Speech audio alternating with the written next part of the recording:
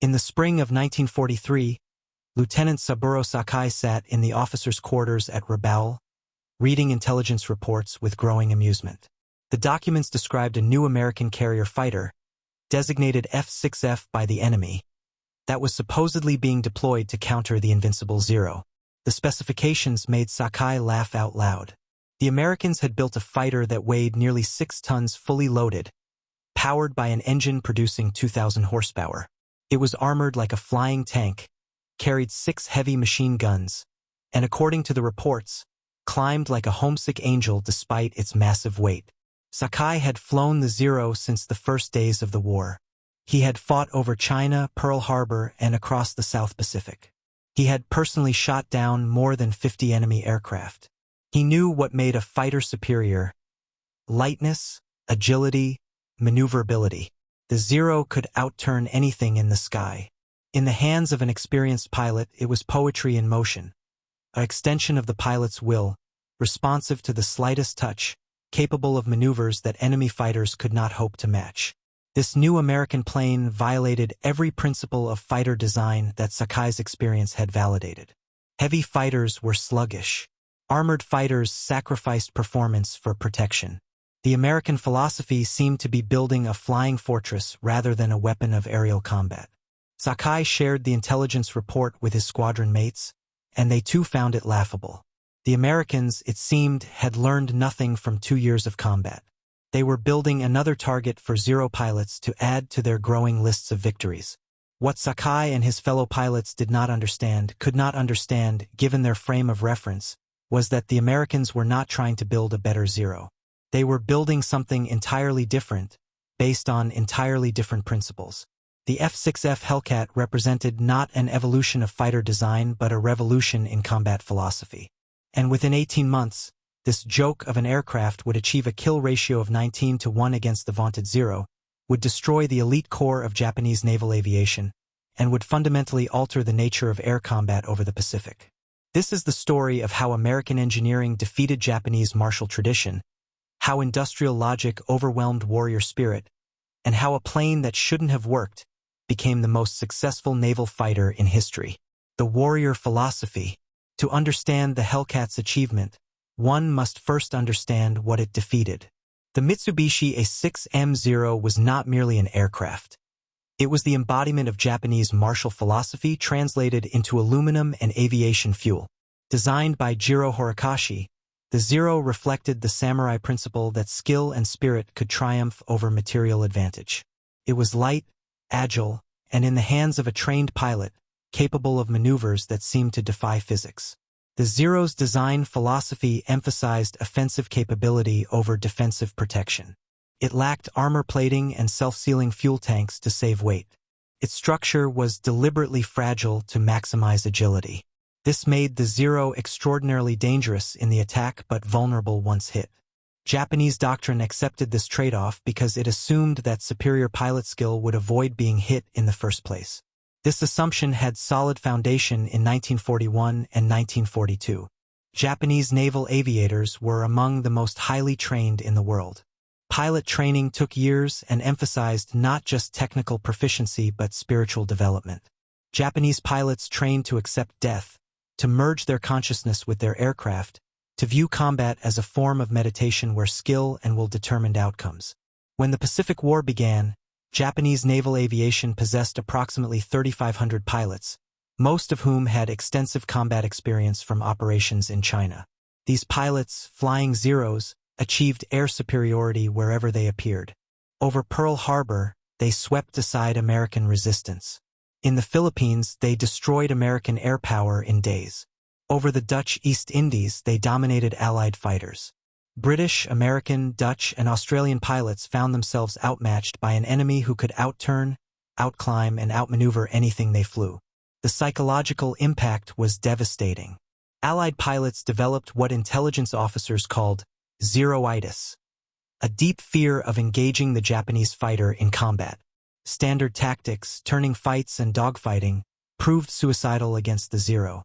Pilots who survived encounters reported that the Zero seemed to hang in the air, to turn inside any maneuver, to be everywhere at once. Victory reports from Japanese pilots climbed into the hundreds. Men like Sakai, Nishizawa, and Oda became legendary, their kill totals mounting with each engagement. The American crisis. By mid-1942, American naval aviation faced a crisis. The F-4F Wildcat, the primary carrier fighter, was obsolete. Pilots flying Wildcats against Zeros understood they were outmatched in nearly every performance category. The Wildcat was slower, less maneuverable, and climbed poorly compared to the Zero. Its only advantages were rugged construction and heavy firepower, but these meant little when the Zero could dictate the terms of engagement. American pilots developed tactics to compensate: the thatch weave, hit-and-run attacks, refusal to dogfight, but these were defensive measures born of desperation. They reduced losses but did not achieve air superiority. Naval commanders knew that without air superiority, carrier operations were unsustainable.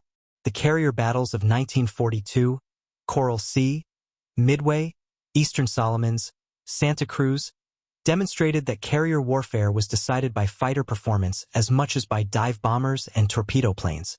The U.S. Navy needed a fighter that could not just survive against the Zero but defeat it decisively. Multiple designs were under development, but the pressure was enormous. Every month of delay meant more pilots lost, more carriers at risk, more operations constrained by fighter inadequacy. The Japanese, meanwhile, continued to refine Zero tactics and train new pilots in the traditions that had made their naval aviation the most feared in the Pacific. Into this desperate situation came the Grumman F6F Hellcat, and it would change everything. The American philosophy. Grumman Aircraft Engineering Corporation approached fighter design from fundamentally different premises than Mitsubishi. Where Japanese designers emphasized lightness and agility, Grumman emphasized survivability and effectiveness. Where the Zero sacrificed protection for performance, the Hellcat sacrificed elegance for practicality. The design philosophy reflected American industrial logic. Build a platform that worked, that could be mass-produced, that ordinary pilots could fly effectively, and that would survive the inevitable hits that combat brought. Leroy Grumman and his engineers studied combat reports from the Pacific with clinical attention.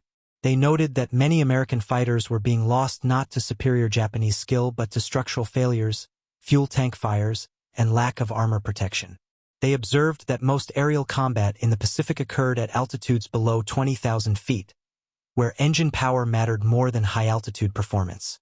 They recognized that carrier operations demanded ruggedness, aircraft that could survive hard landings, salt spray, and the violent motion of carrier decks in heavy seas. The Hellcat that emerged from these considerations looked nothing like the Zero. It was huge by fighter standards, over 13,000 pounds at maximum takeoff weight, nearly twice the Zero's weight. It was powered by the Pratt & Whitney R2800 Double Wasp, a massive 18-cylinder radial engine producing 2,000 horsepower, more than twice the Zero's engine output. It carried armor plate protecting the pilot and critical systems. Its fuel tanks were self-sealing, able to absorb bullet strikes without catastrophic fires. Its structure was massively overbuilt, capable of absorbing battle damage that would destroy lighter fighters.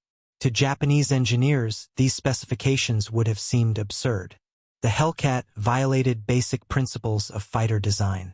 It was too heavy to be agile, too large to be nimble, too focused on protection to achieve optimal performance. Japanese design philosophy held that the best defense was not being hit, which required superior maneuverability.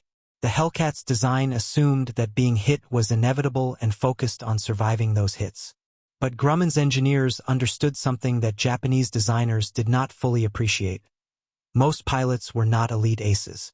Most pilots were young men with minimal training, thrown into combat with inadequate preparation. These pilots needed aircraft that compensated for their inexperience, that forgave mistakes, that kept them alive long enough to gain experience. The Hellcat was designed for average pilots to achieve above-average results. The engineering triumph. The technical challenge was making this heavy, armored fighter perform well enough to compete with the Zero. The solution lay in raw power.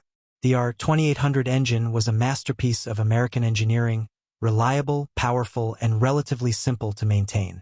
It gave the Hellcat a power-to-weight ratio that, while not matching the Zero, was sufficient for excellent climb rate and high speed. Grumman engineers made other critical decisions. The Hellcat's wings were designed for high-speed stability rather than low-speed maneuverability. Its controls were heavier than the Zero's but remained effective at high speeds where the Zero's controls became difficult to move. Its armament, 6.50 caliber machine guns, provided devastating firepower at ranges where a single burst could shred enemy aircraft. Most importantly, the Hellcat was designed for mass production. Every component was engineered for manufacturability.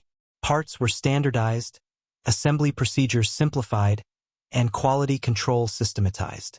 Where the Zero required skilled craftsmen to build, the Hellcat could be assembled by workers with minimal training. This was not a craft aircraft but an industrial product, built to the same principles that Henry Ford had applied to automobiles. The first prototype flew in June 1942. Test pilots reported that the Hellcat was fast, climbed well, and was remarkably stable, a pilot's airplane that was forgiving and predictable. It lacked the Zero's light touch and instant response, but it offered something more valuable. It was easy to fly well. An average pilot could take off, fight, and land safely.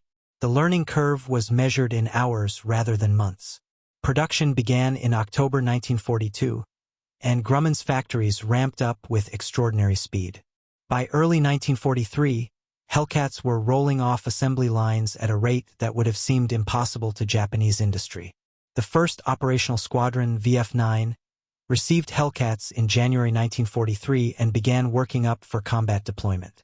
Japanese intelligence received reports of this new American fighter, but the specifications seemed to confirm Japanese assumptions about American fighter design. Heavy, unimaginative, emphasizing protection over performance.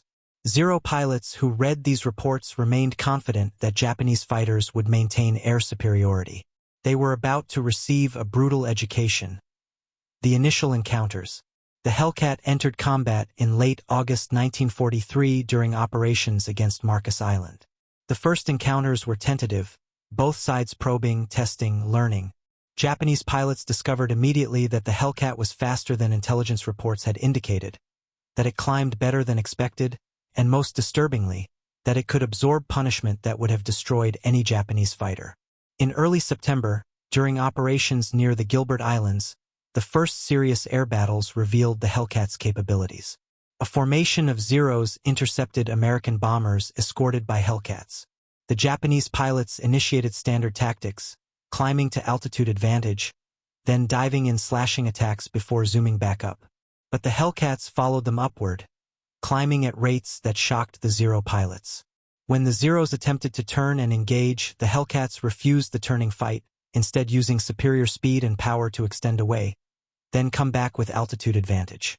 One Zero pilot, attempting a head-on pass against a Hellcat, fired his light machine guns and 20mm cannon and saw his rounds strike the American fighter.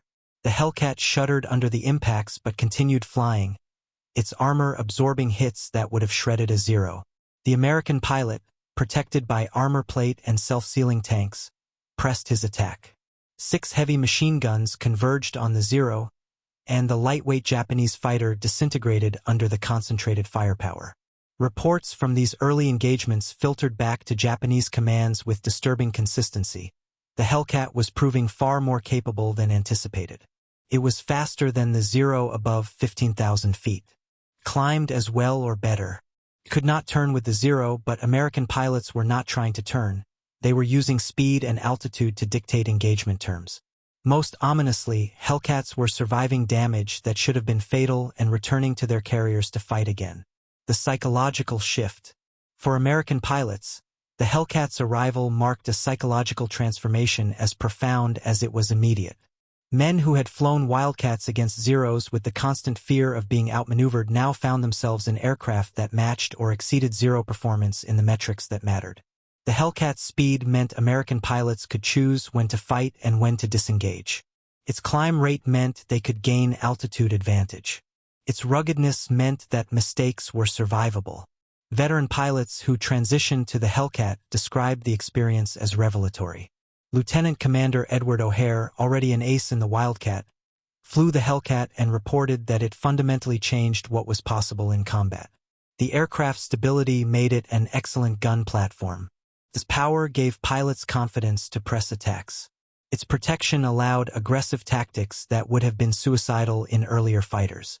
Squadron-ready rooms, which had been somber places where pilots calculated their odds of survival, became forums for developing new tactics. Pilots experimented with boom and zoom attacks, with high-speed slashing runs, with coordinated team tactics that leveraged the Hellcat's strengths. The emphasis shifted from survival to victory, from defense to offense. The U.S. Navy's tactical doctrine evolved rapidly. Fighter direction officers on carriers began to exploit the Hellcat's capabilities through better coordination. Radar-guided intercepts gave Hellcats altitude advantage from the start. Pilots were trained to avoid turning fights and to use energy tactics, maintaining speed and altitude to control engagement geometry. The thatch weave, developed as a defensive tactic for Wildcats, evolved into an aggressive formation for Hellcats that protected wingmen while maintaining offensive capability. Japanese pilots, meanwhile, struggled to adapt. Zero tactics had been perfected over years of combat and were deeply ingrained in operational doctrine.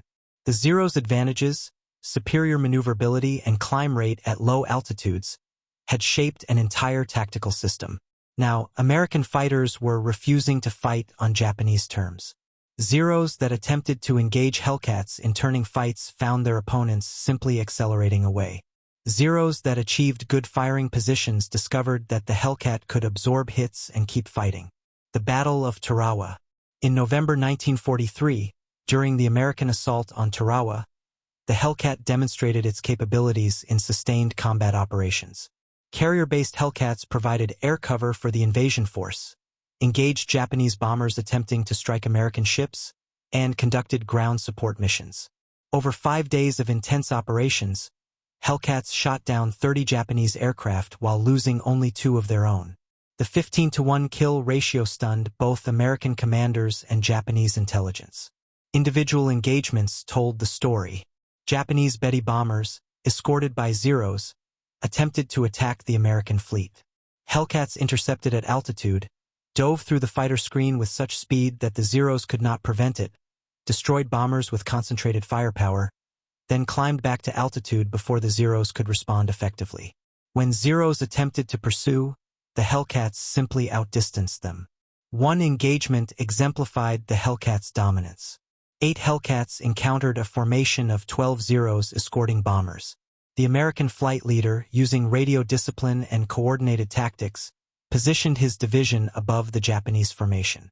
On his command, 4 Hellcats dove in slashing attacks while 4 remained high as cover. The diving Hellcats destroyed 3 Zeros and 4 bombers in a single pass, climbed back to altitude, and repeated the attack. The remaining Zeros, attempting to intercept, found themselves unable to catch the climbing Hellcats. Within minutes, the entire Japanese formation was destroyed with no American losses. Japanese commanders reading after-action reports faced disturbing conclusions. The Zero, which had dominated Pacific skies for 2 years, was being defeated consistently by this new American fighter. The tactical advantages that Japanese pilots had exploited, superior maneuverability, better climb rate at low altitude, were being nullified by American tactics that leveraged the Hellcat's speed and power. Worse, the Hellcat's ruggedness meant that even when Japanese pilots achieved good firing positions, they needed multiple hits to down their opponent. Hits that gave away position and expended precious ammunition. The Zero's lightweight construction, which enabled its legendary agility, had become a fatal liability. A single burst from a Hellcat's 650s could destroy a Zero.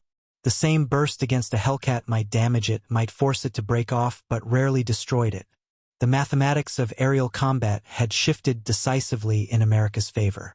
Energy fighting doctrine. The Hellcat's success required not just a capable aircraft but a revolution in American tactical doctrine. The fundamental principle of this new approach was energy management, maintaining speed and altitude rather than attempting to outturn opponents. This represented a complete departure from traditional fighter tactics, which emphasized maneuverability and turning performance. American instructors began teaching a new combat philosophy. Altitude equals safety. Speed equals options. Never slow down to turn with a Zero. Use power and diving speed to attack, then climb back to altitude for the next pass. If a Zero gets on your tail, don't try to turn. Push the throttle forward, extend away, and use superior speed to break contact. The Hellcat pilot who maintained his energy, his combination of speed and altitude, controlled the engagement. The Zero pilot who followed his instinct to turn and dogfight was fighting on American terms. This approach required discipline that violated fighter-pilot instincts. The natural reaction when an enemy appears is to turn toward him, to maneuver for advantage. Energy tactics demanded that pilots resist this impulse, that they think in terms of speed and altitude rather than angular position. Pilots learned to assess engagements mathematically. Do I have altitude advantage? Do I have speed advantage? If yes to both, attack. If no to either, extend and reposition. The boom and zoom attack became the standard Hellcat tactic. The pilot positioned his aircraft several thousand feet above enemy formations, maintained high speed, and dove on selected targets. The dive gave the Hellcat tremendous speed, often exceeding 400 miles per hour, making it nearly impossible for Zeros to track or intercept. At high speed, the Hellcat's controls remained effective while the Zero's controls stiffened, giving American pilots better firing solutions. After the attack, the Hellcat pilot pulled up, trading speed for altitude, climbing back above the enemy formation for the next attack. Zero pilots found this tactic maddeningly difficult to counter. Their instinct was to turn and maneuver, but the diving Hellcat was too fast to intercept by turning. If they climbed to meet the attack, they bled energy and became vulnerable to the next diving pass. If they maintained altitude and tried to intercept, the Hellcat simply extended away beyond effective gun range. The Zero's superior turning radius, its primary advantage, became irrelevant when the Hellcat refused to turn. Team tactics and coordination. The Hellcat's effectiveness multiplied through coordinated team tactics. American fighter divisions, typically 4 aircraft, operated as integrated units where each pilot had specific responsibilities. The division leader directed tactics and took priority targets. Wingmen protected the leader and engaged secondary targets. The emphasis was on mutual support rather than individual combat. This approach contrasted sharply with Japanese tactics, which emphasized individual initiative and combat. Japanese fighter pilots, trained in the samurai tradition, sought personal glory through single combat. American pilots, trained in industrial warfare principles, sought victory through systematic coordination. A Japanese ace might shoot down 5 enemies in a battle but lose 2 wingmen. An American division might shoot down 6 enemies without loss because each pilot protected the others. Fighter direction officers on carriers coordinated multiple divisions using radio communication and radar information. They positioned Hellcat formations to intercept Japanese strikes with altitude advantage. They vectored fighters onto specific targets. They coordinated defensive combat air patrols to provide layered protection for the fleet. This level of coordination and control had no Japanese equivalent. Japanese fighter formations operated with minimal radio communication, relying on visual signals and individual pilot initiative. The integration of radar fundamentally changed air defense. American carriers could detect incoming Japanese strikes at ranges exceeding 100 miles, giving fighter direction officers time to launch interceptors and position them optimally. Hellcats climbed to 25,000 feet or higher, positioned upsun from the expected Japanese approach, and dove on enemy formations with complete surprise. Japanese pilots, lacking radar warning, often did not know American fighters were above them until tracers began flashing past their canopies. The training advantage. As 1944 progressed, another factor multiplied the Hellcat's effectiveness. The growing disparity in pilot training between American and Japanese aviators. Japan's elite pilot corps, trained before the war, was being steadily depleted by combat losses. Japanese training programs could not replace these men. Pilot training took time that Japan, fighting a defensive war, did not have.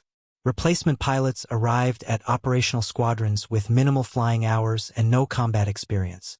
American pilot training, by contrast, expanded massively. New training bases opened across the United States, using standardized curricula and abundant fuel supplies.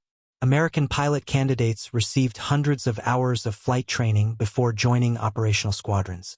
They trained in aircraft similar to the Hellcat, learning energy management and team tactics before seeing combat.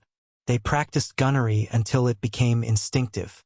By mid-1944, American replacement pilots were often better trained than Japanese veterans who had survived years of combat.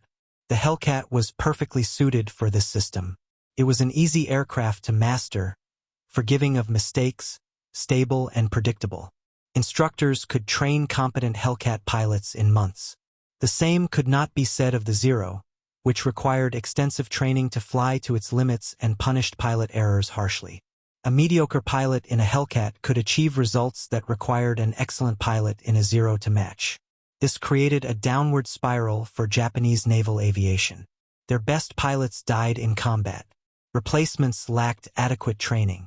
These poorly trained pilots died even faster, further depleting the experienced cadre. Meanwhile, American pilot quality steadily improved, multiplying the Hellcat's already substantial technical advantages. The setup. In June 1944, American forces launched Operation Forager, the invasion of the Mariana Islands. The Japanese Navy responded with AGO, a decisive battle plan intended to destroy the American carrier fleet. Admiral Ozawa Jisaburo assembled 9 carriers with 450 aircraft, the largest Japanese naval aviation force since Midway. This would be Japan's opportunity to reverse the tide in the Pacific, to demonstrate that Japanese martial spirit could still defeat American material advantage. Ozawa's plan relied on Japanese advantages. His carriers could launch strikes from ranges exceeding 400 miles, while American carriers could strike at barely half that distance. Japanese land-based aircraft operating from Guam and Tinian would coordinate with carrier strikes, catching American carriers between hammer and anvil. Japanese pilots would employ mass attacks to overwhelm American defenses. Ozawa believed that these advantages, combined with the samurai spirit of his aviators, would achieve victory. What Ozawa could not know, was how completely the strategic situation had changed since Midway. American carrier forces now numbered 15 carriers. They carried more than 900 aircraft, the vast majority Hellcats. American pilots were well-trained and experienced. American carrier groups operated with integrated radar systems, fighter direction officers, and combat information centers that could coordinate hundreds of aircraft simultaneously. And American fighters were no longer inferior Wildcats struggling against Zeros. They were Hellcats, flown by pilots who had perfected tactics specifically designed to destroy Japanese naval aviation. On June 19, 1944, these two forces collided in what would become known as the Great Marianas Turkey Shoot. It would be the decisive engagement of the carrier war, and it would demonstrate the Hellcat's dominance beyond any question. The first wave. At 0830 hours, American radar detected the first Japanese strike, 69 aircraft approaching from the west. Fighter direction officers launched Hellcats from multiple carriers, coordinating vectors to intercept with altitude advantage. By 0900, more than 200 Hellcats were airborne, positioned between the Japanese strike and the American fleet. The Japanese formation included Zero fighters, Judy dive bombers, and Jill torpedo planes. The pilots were a mixture of veterans and replacements, many with minimal combat experience. They flew in loose formations, maintaining radio silence according to Japanese doctrine. They expected to encounter American fighters, but they also expected that Japanese numerical superiority and tactical skill would achieve breakthrough to the American carriers. Instead, they flew into a carefully orchestrated ambush. Hellcats dove from 25,000 feet, attacking with the sun behind them. The first Japanese pilots knew of the attack was when their aircraft began exploding. The Hellcats made single passes at tremendous speed, firing short bursts, then climbed back to altitude. Zero escorts attempted to intercept, but the Hellcats were too fast, too high, too coordinated. One Japanese section leader, a veteran of the China campaign, attempted to organize his Zeros for defense. He signaled his wingmen visually, rolled toward an attacking Hellcat, and pulled into a tight turn to bring his guns to bear. The Hellcat pilot simply pushed his throttle forward and extended away, gaining distance too rapidly for the Zero to follow. Seconds later, Another Hellcat dove on the Zero from above, fired a 3-second burst, and the lightweight Japanese fighter broke apart. The slaughter continued for 90 minutes. Japanese formations disintegrated under repeated attacks. Bombers, attempting to press through to American carriers, were intercepted and destroyed before reaching their targets. Zero escorts, attempting to protect the bombers, found themselves unable to catch the diving Hellcats. Individual Japanese pilots showed tremendous courage, pressing attacks despite hopeless odds. It made no difference. The Hellcats destroyed aircraft with industrial efficiency. Diving, firing, climbing, repeating. Of the 69 aircraft in the first Japanese strike, 42 were shot down before reaching the American fleet. The survivors, damaged and disorganized, encountered a final layer of Hellcats orbiting near the carriers. These shot down most of the remaining attackers. Only a handful of Japanese aircraft survived to attempt attacks on American ships, and even fewer achieved hits. The first wave was annihilated. The second, third, and fourth waves. The battle repeated throughout the day. Japanese carriers launched 3 more strikes, 130 aircraft, 82 aircraft, 49 aircraft. All encountered the same systematic destruction. American fighter direction officers vectored Hellcats onto each formation with altitude advantage. American pilots executed boom and zoom attacks with precision born of intensive training. Japanese formations were shattered before reaching their targets. By mid-afternoon, the statistics told a story of absolute air superiority. Hellcats had shot down approximately 300 Japanese aircraft while losing fewer than 30 of their own. The 10-to-1 kill ratio exceeded anything seen in naval aviation history. Japanese carriers recovered fewer than 100 aircraft from the 450 they had launched. 2/3 of Japanese naval aviation had been destroyed in a single day. American pilots returned to their carriers reporting that the combat had resembled training exercises more than desperate battle. Targets appeared on radar, Hellcats intercepted with altitude advantage, coordinated attacks destroyed enemy formations, survivors were mopped up by secondary patrols. One pilot described it as like an old-time turkey shoot back home. The name stuck. History would remember June 19, 1944, as the Great Marianas Turkey Shoot. The aftermath. The Battle of the Philippine Sea, the official designation for the engagement, broke Japanese naval aviation beyond recovery. The 400 aircraft lost represented not just machines but pilots, including many of the last veterans from the elite pre-war cadre. Japanese carriers survived the battle largely intact, but they had become floating airfields without effective air groups. The implications extended far beyond statistics. Japanese naval aviation had been built on a foundation of superbly trained pilots flying agile fighters with warrior spirit. This formula had dominated Pacific skies for 2 years. Now it had been shattered by an American system based on different principles. Adequate pilots flying rugged fighters with systematic tactics, supported by industrial production that could replace losses indefinitely and technological advantages, radar, radio coordination, superior training infrastructure that multiplied individual effectiveness.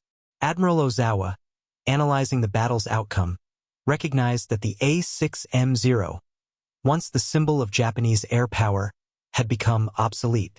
But Japan lacked the industrial capacity to develop and mass-produce a replacement. American industry was producing Hellcats at rates exceeding 100 per week. Japanese industry struggled to produce 50 Zeros per month.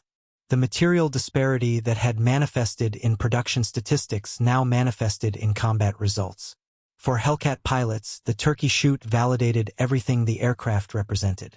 One pilot, Lieutenant Alexander Vrashu, shot down 6 Japanese aircraft in a single engagement, diving on a formation of Judy dive bombers, destroying them one by one with precise gunnery, then climbing back to altitude for more. His achievement, while exceptional, was enabled by the Hellcat's performance.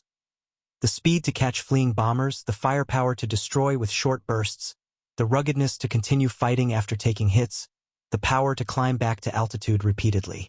The Great Marianas Turkey Shoot demonstrated that the Hellcat was not merely an adequate fighter or even a good fighter, it was the decisive weapon in the Pacific Carrier War. And the war still had 15 months to run. Part 6. Ace Makers and Legend Builders. David McCampbell's Day. On October 24, 1944, during the Battle of Leyte Gulf, Commander David McCampbell demonstrated what the Hellcat could accomplish in the hands of a skilled pilot with aggressive tactics. McCampbell, commander of Air Group 15 aboard USS Essex, was already an ace with 19 kills. On this morning, radar detected a large Japanese strike, approximately 60 aircraft, approaching the American fleet. McCampbell launched with his wingman, Ensign Roy Rushing. Only 2 aircraft. They climbed to altitude, positioned themselves upsun from the Japanese formation, and waited. When the Japanese aircraft, a mixture of Zeros, bombers, and dive bombers, came into range, McCampbell attacked.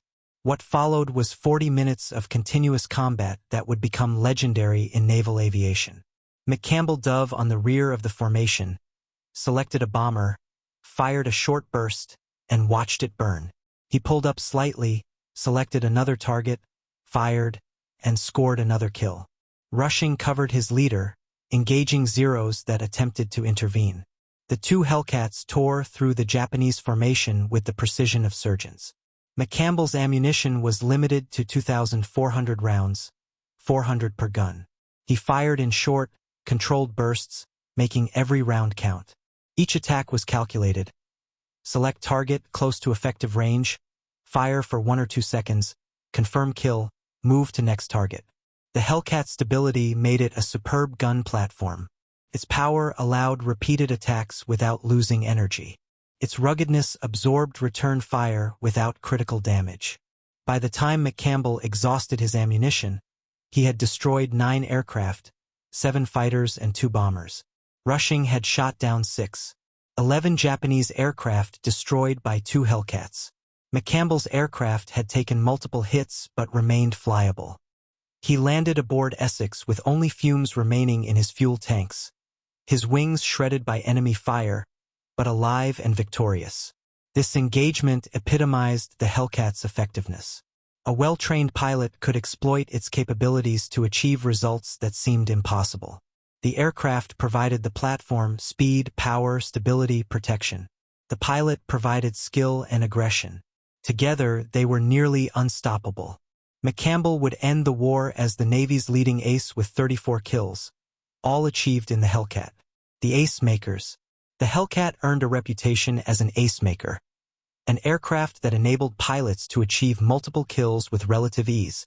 By war's end, more than 300 U.S. Navy pilots had achieved ace status flying Hellcats, accounting for more than 75% of all Navy aces. The aircraft's combination of performance, ruggedness, and firepower created ideal conditions for successful combat. Squadron commanders noted that pilots transitioned to ace status more quickly in Hellcats than in any previous fighter. The aircraft's forgiving handling made it easy to focus on tactics and gunnery rather than simply flying the machine. Its ruggedness meant that pilots survived early mistakes and lived to gain experience. Its performance meant that aggressive pilots could press attacks confidently. Its firepower meant that brief firing opportunities still resulted in kills. One pilot described the experience of scoring his first kill in a Hellcat. The Zero was in my sights for maybe 2 seconds. I pressed the trigger, saw my tracers converge, saw pieces flying off the Zero, saw it start burning. It was almost too easy. In a Wildcat, I would have had to maneuver for position, hold the pipper on target while he turned, lead correctly, fire a long burst to get enough hits. In the Hellcat, I just pointed and shot, and he died. This point-and-shoot effectiveness derived from careful engineering. The Hellcat's 650s were harmonized to converge at a specific range, creating a concentrated cone of fire. The gun sight was simple and effective. The aircraft's stability meant the pipper stayed on target even during maneuvers. A pilot who could place the pipper on an enemy aircraft and hold it there for 2 seconds was almost guaranteed a kill. The psychological impact on American pilots was profound. Men who had flown earlier fighters with constant awareness of their vulnerability now flew with confidence bordering on aggression. Carrier-ready rooms discussed tactics for maximizing kills rather than tactics for survival. Pilots volunteered for combat air patrols rather than avoiding them. The Hellcat transformed naval fighter aviation from a defensive necessity to an offensive weapon. While ace pilots captured headlines, The majority of Hellcat pilots were ordinary men who flew unremarkable missions, scored few or no kills, yet contributed essentially to American naval supremacy. These pilots flew combat air patrols over the fleet, hour after hour, maintaining the protective umbrella that allowed carriers to operate. They escorted bombers and torpedo planes, protecting strike packages from Japanese interception. They conducted ground attack missions, strafing and bombing enemy positions in support of amphibious operations. The Hellcat excelled in these unglamorous roles. Its endurance, up to 6 hours with external tanks, meant combat air patrol could be maintained continuously. Its ruggedness meant it could absorb ground fire and return to service. Its reliability meant that maintenance crews could keep high percentages of aircraft operational. Its ease of handling meant that even tired pilots could conduct multiple missions safely. Carrier operations statistics told the story. In 1942, with Wildcats, carriers typically kept 30 to 40% of fighters operational at any moment. In 1944, with Hellcats, operational readiness often exceeded 70%. This translated to more fighters available for each mission, more sustained operations, more protective coverage for the fleet. The Hellcat's contribution was not merely in dramatic dogfights but in sustained, reliable performance day after day, mission after mission. Maintenance crews appreciated the Hellcat for different reasons than pilots. The aircraft was designed for carrier operations, with rugged landing gear that absorbed hard landings, folding wings that simplified hangar storage, and engine access panels that made servicing straightforward. The R2800 engine, while powerful, was reliable and relatively simple to maintain. Replacement parts were standardized and abundantly available. A damaged Hellcat could often be repaired overnight and returned to service. This reliability multiplied American combat power. Japanese carriers struggled to maintain operational readiness as spare parts grew scarce, maintenance crews lacked experience, and battle damage accumulated faster than repair capacity. American carriers maintained high sortie rates because Hellcats kept flying. In carrier warfare, where success depended on sustained operations over weeks or months, this advantage proved decisive. By early 1945, Japan faced inevitable defeat. The Imperial Navy lay shattered. Merchant shipping had been strangled by American submarines, and strategic bombing ravaged Japanese cities. Yet Japan refused surrender, instead embracing a new tactic born of desperation. The kamikaze, the divine wind, suicide attacks by aircraft deliberately crashed into American ships. The kamikaze represented the ultimate expression of Japanese martial philosophy, willing self-sacrifice for the emperor and nation. Pilots, many of them barely trained, flew obsolete aircraft loaded with explosives on one-way missions. The tactic proved horrifyingly effective. Conventional air defense assumed that pilots valued their lives and would break off attacks when damaged. Kamikaze pilots pressed attacks despite catastrophic damage, often hitting ships even after their aircraft were destroyed. During the Okinawa campaign, which began April 1, 1945, Japan launched 10 major kamikaze operations involving more than 1,500 aircraft. These attacks sank 36 American ships and damaged hundreds more. The psychological impact on American sailors was severe, watching aircraft bore in relentlessly, knowing that each one represented a pilot willing to die to kill them. The Hellcat became the primary defense against this threat. Combat air patrols were expanded and intensified. Carriers maintained constant fighter coverage over the fleet and over the radar picket destroyers that provided early warning. Hellcat pilots faced a brutal mission: intercept and destroy aircraft flown by men determined to die, often in deteriorating weather, during round-the-clock operations that stretched crews to exhaustion. The nature of combat changed. Against conventional attacks, Hellcat pilots could engage strategically, selecting advantageous positions and disengaging when necessary. Against kamikazes, every aircraft that penetrated the fighter screen represented a potential ship lost and hundreds of sailors killed. Pilots had to destroy every attacker, every time, regardless of circumstances. Hellcat pilots developed specialized tactics. They intercepted as far from the fleet as possible, giving maximum time to destroy attackers. They accepted higher risks, pressing attacks to point-blank range to ensure kills. They coordinated defensive sectors, ensuring no kamikaze slipped through unengaged. The standard became not aerial victory but ship protection, measured in aircraft destroyed before reaching the fleet. The Hellcat's characteristics proved ideal for this mission. Its speed allowed pilots to intercept distant radar contacts before they reached the fleet. Its firepower destroyed targets quickly, essential when facing multiple simultaneous threats. Its ruggedness allowed pilots to accept return fire without breaking off attacks. Its endurance permitted extended patrols. And critically, its ease of handling meant exhausted pilots could still fly safely after 12 or 14-hour days in the cockpit. One pilot described a typical day during the Okinawa campaign. "We launched before dawn, flew to our patrol station 50 miles from the fleet, and waited. When bogies appeared on radar, we raced to intercept. Sometimes we caught them at 20,000 feet. Sometimes we chased them down to the deck. We shot them down, returned to station, and waited for the next raid. Sometimes we refueled and rearmed aboard ship without shutting down the engine, hot refueling we called it, because the next raid was already inbound. We'd fly 4 or 5 missions in a day, land after dark with barely enough fuel to reach the ship, eat something, sleep a few hours, and launch again at dawn. The attrition was mutual. Hellcat pilots shot down hundreds of kamikazes, but the sustained operations took their toll. Pilots were killed by kamikazes that got through, by operational accidents caused by exhaustion, by mechanical failures in aircraft pushed beyond normal limits. Yet the Hellcats kept flying, the pilots kept fighting, and the defensive screen held. Most kamikazes were destroyed before reaching their targets. Most American ships survived. By war's end, combat statistics from Okinawa demonstrated the Hellcats' effectiveness in the most demanding circumstances. Hellcats flew more than 30,000 combat sorties during the 3-month campaign. They shot down approximately 700 Japanese aircraft, the majority kamikazes. The kill ratio, while lower than earlier campaigns due to the nature of kamikaze tactics, still exceeded 10-1. More importantly, Hellcat pilots prevented catastrophic fleet losses.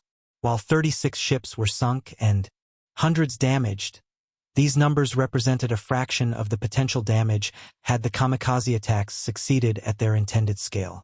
Naval commanders calculated that without the Hellcat's defensive shield, losses would have been 2 or 3 times higher, potentially sufficient to force operational pauses or even strategic reconsideration of the Okinawa campaign. Individual Hellcat pilots achieved remarkable results. Multiple pilots shot down 5 or more kamikazes in single missions. Squadron totals climbed into the hundreds. But the true measure was not individual scores but collective effectiveness. The systematic destruction of wave after wave of attackers, the maintenance of defensive coverage despite exhaustion and losses, the grim determination to protect the fleet regardless of cost. The Hellcat pilots at Okinawa were not the elite veterans of earlier campaigns. Many were replacement pilots with minimal combat experience. They succeeded because the aircraft compensated for inexperience with performance, because American tactical doctrine had matured to systematic efficiency, and because the industrial system that produced Hellcats also produced the trained pilots, adequate fuel, abundant ammunition, and spare parts necessary to sustain intensive operations. Japan's kamikaze campaign represented the ultimate test of American naval fighter aviation. The Hellcat passed that test, proving effective not just in offensive operations and fleet defense but in the most challenging mission imaginable, preventing suicide attacks by pilots willing to die in order to kill. The Hellcat's ruggedness, firepower, and reliability made the difference between acceptable losses and catastrophic defeat. The Hellcat's 19-1 kill ratio against the Zero represented more than engineering triumph. It embodied the collision between 2 fundamentally different philosophies of warfare. Understanding this clash explains not just why the Hellcat succeeded but why Japanese aviation failed despite possessing skilled pilots and initially superior aircraft. Japanese fighter doctrine emerged from samurai tradition, emphasizing individual excellence, spiritual development, and the belief that superior skill and fighting spirit could overcome material disadvantage. The Zero reflected this philosophy. A lightweight, agile aircraft that rewarded mastery and punished error. Japanese training invested years developing elite pilots who could exploit the Zero's capabilities to their limits. Combat was viewed as individual contest where the better pilot prevailed. This approach had historical validation. Japanese fighters had dominated Chinese skies. Zero pilots had achieved stunning kill ratios in the war's early years. The philosophy seemed vindicated by results, but it contained fatal assumptions. That wars would be short, that elite pilots would survive to pass on their skills, that industrial capacity was less important than fighting quality, and that opponents would fight on Japanese terms. American fighter doctrine evolved from different premises. It emphasized systematic effectiveness rather than individual excellence, reliable performance rather than maximum performance, and industrial logic rather than warrior philosophy. The Hellcat embodied these principles. A rugged, powerful aircraft designed for mass production and average pilots. American training produced adequate pilots in large numbers rather than elite pilots in small numbers. Combat was viewed as industrial process where superior systems and resources determined outcomes. This approach violated traditional fighter-pilot culture. It seemed to devalue skill and courage in favor of mechanical advantage. Japanese pilots viewing the Hellcat saw confirmation of their beliefs about American materialism versus Japanese spirit. They failed to recognize that American doctrine represented not inferior philosophy but evolved understanding of modern warfare's industrial nature. The crucial factor was sustainability. Japanese aviation excelled tactically but could not sustain losses. Each elite pilot killed represented irreplaceable capability. Each Zero destroyed took weeks to replace. Japan's industrial base, stressed by resource shortages and strategic bombing, produced fighters in quantities insufficient to offset losses. By 1944, Japanese naval aviation was dissolving through attrition, not because individual units performed poorly but because losses exceeded replacement capacity. American aviation operated under opposite mathematics. Hellcat production exceeded losses by wide margins. Pilot training produced more replacements than needed. Industrial capacity expanded rather than contracted under war demands. American naval aviation grew stronger throughout the war, fielding more carriers, more aircraft, better trained pilots, and improved tactics. Losses, while regrettable, were statistically acceptable because they were sustainable. This created different operational mentalities. Japanese commanders hoarded scarce resources, calculating carefully before committing forces, accepting defensive postures to minimize losses. American commanders employed forces aggressively, accepting losses to achieve objectives, knowing that tactical setbacks were operationally recoverable.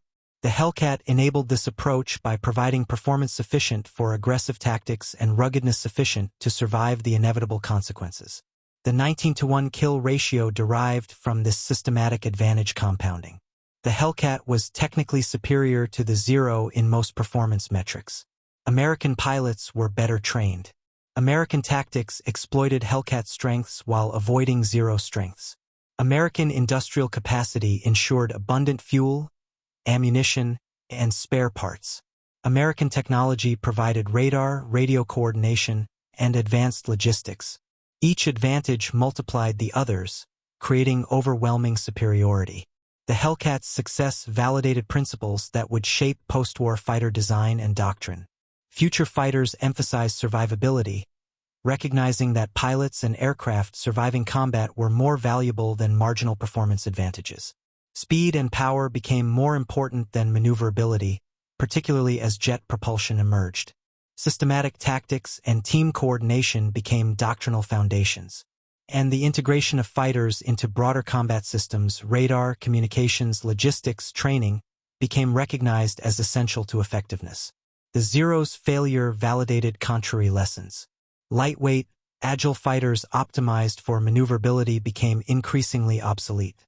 Elite, highly trained pilot corps became unsustainable in modern war's attrition. Reliance on warrior spirit and fighting quality could not compensate for industrial and systematic disadvantages. Aircraft designed for elite pilots performed poorly when flown by average pilots. These lessons extended beyond aviation. The Hellcat's success demonstrated that modern warfare favored industrial systems over martial traditions, systematic competence over individual excellence, and sustainable effectiveness over maximum performance. These principles would shape American military thinking through the Cold War and beyond. The war ended on August 15, 1945. Japan surrendered unconditionally after atomic bombings and Soviet invasion left no alternative. The final statistics of naval aviation told a story of total American dominance. Hellcats had destroyed approximately 5,600 enemy aircraft during 3 years of combat. American losses totaled approximately 300 Hellcats in air-to-air combat. The final kill ratio, 19-1. These numbers represented not just tactical victories but strategic transformation. In December 1941, Japanese naval aviation was the world's finest, possessing superior aircraft, elite pilots, and demonstrated combat effectiveness.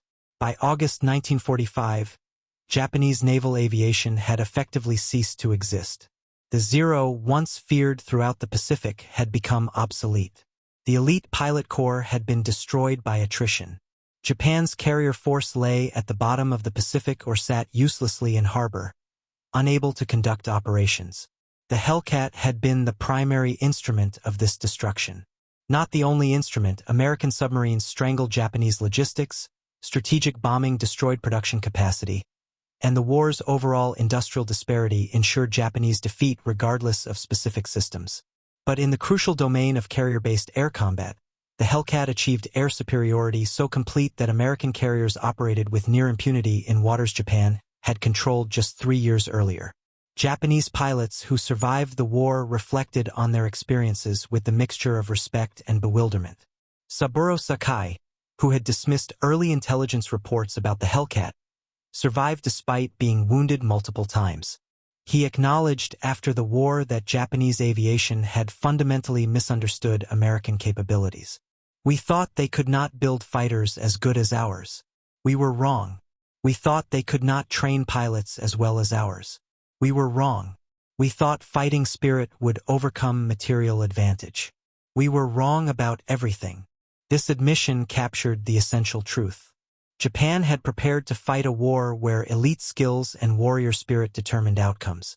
America had industrialized warfare to the point where systematic competence and material abundance determined outcomes. The Hellcat succeeded not because it was a perfect fighter, it was not, but because it was the right fighter for industrial warfare, reliable, effective, mass-producible, and designed for the average pilot rather than the elite ace. Grumman Aircraft Engineering Corporation produced 12,275 Hellcats between 1942 and 1945. This number exceeded total Japanese fighter production during the same period. The disparity illustrated everything about why Japan lost the Pacific War. American industry could produce more fighters, train more pilots, supply more fuel and ammunition, and sustain higher operational tempos than Japan could match. The Hellcat was both product and symbol of this industrial superiority. The aircraft itself flew on in various roles after the war, serving with multiple navies into the 1960s. But its historical significance transcended its service life. The Hellcat represented the moment when American industrial power, applied to military aviation with systematic efficiency, created capabilities that warrior traditions could not match. It validated the principle that modern warfare favored abundance over elegance, sustainability over excellence, and industrial logic over martial philosophy. The joke plane that Japanese pilots had dismissed in 1943 had achieved what no other fighter in history had accomplished.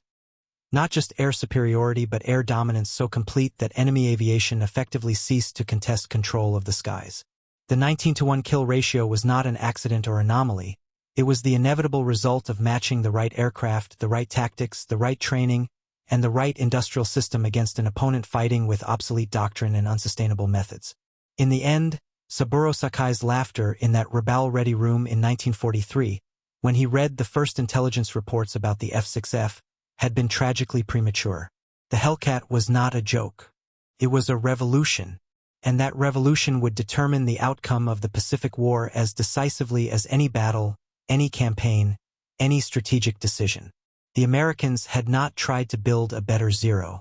They had built something completely different, and in doing so they had changed aerial warfare forever. The Grumman F6F Hellcat remains, nearly 80 years later, the most successful naval fighter ever built. Its record stands as testament to the power of industrial warfare, systematic doctrine, and engineering pragmatism. But more than that, it stands as proof that in modern conflict, the nation that understands the industrial nature of war, that can translate factory output into combat power, that can sustain operations through superior logistics, that can train adequate pilots in large numbers rather than elite pilots in small numbers, will prevail over opponents clinging to traditional martial virtues. The Hellcat won not because Americans were better warriors than the Japanese. It won because Americans understood that modern war was no longer decided by warriors at all. It was decided by factories, training systems, logistics networks, and industrial capacity. The Japanese had prepared to fight a samurai's war. The Americans fought a factory workers' war. And in the skies over the Pacific, from 1943 to 1945, the factory worker won.